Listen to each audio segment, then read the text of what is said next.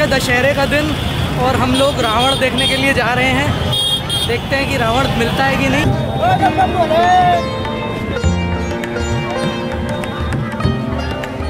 अभी भी हम यहाँ जगह ढूंढ रहे हैं और कोशिश कर रहे हैं कि कोई एक जगह मिल जाए। यहाँ बहुत ज़्यादा भीड़ है।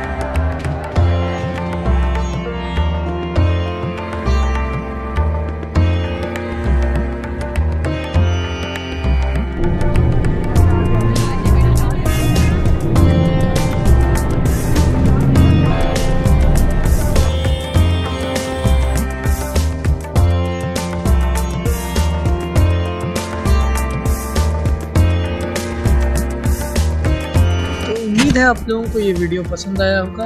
अगर ऐसा है तो आप मेरे चैनल को सब्सक्राइब करें और एक लाइक करें और अगर हो सके तो उसमें भी कमेंट्स करें। Thank you.